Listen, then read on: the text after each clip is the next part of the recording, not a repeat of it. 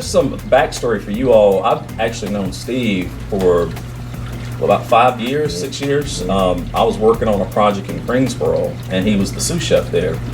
And we met. It was sort of we were both in a tough environment. It was probably the best way to describe it with the project we were working on. Absolutely. So we talked a lot. We had a lot of conversation, and learned a lot about him. And he's got a really great story. He is someone that I believe is so passionate about food, and I'll let him tell some of his story. But so passionate about food, but someone that has really used food in the industry to make a difference. Not only make an impact in terms of the food we're going to eat today, but just the level of care and concern that he cares about the back of the house employees and the people who work that line with him.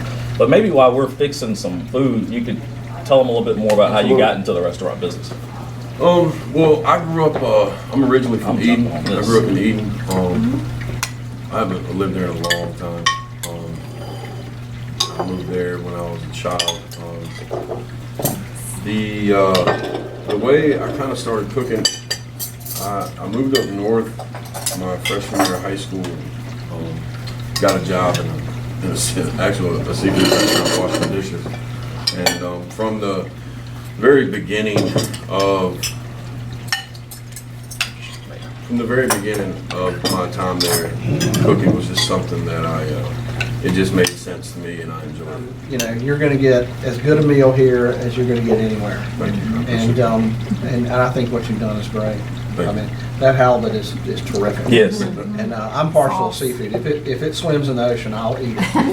Understood. You know, the tuna's great, and I've never had the short rib here, because when I come here, I'm always thinking It is so tender. But My God. that thing melts in your mouth. It's just real simple, straightforward, clean flavors. Good food will always sell itself. And I've always believed that.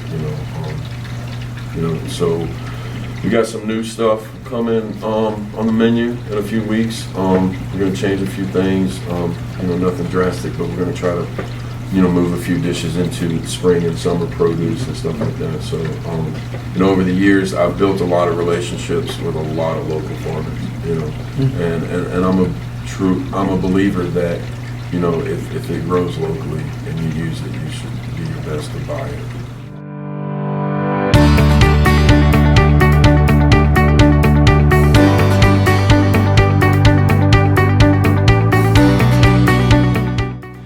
First of all, thank y'all for allowing us to come in. We just had a great meal with your new chef, Chef Steve. And Steve's been a great addition to Blue Water. Been here about 5 months, doing a great job, put some new menu items on there.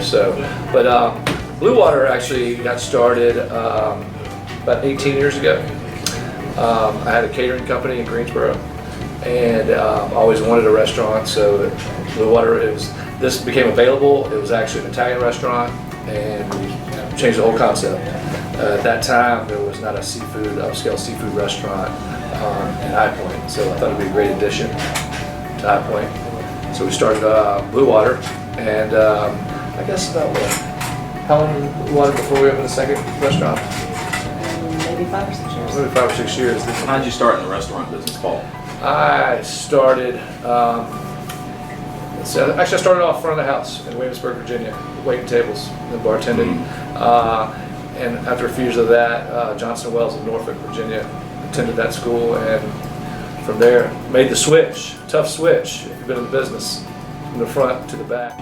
Right now, the entire industry is in transition. A lot of that's been induced by COVID. You've been in the business since the 90s. What's the future of the restaurant business? We've cut down our size of our menus to try to execute with less labor.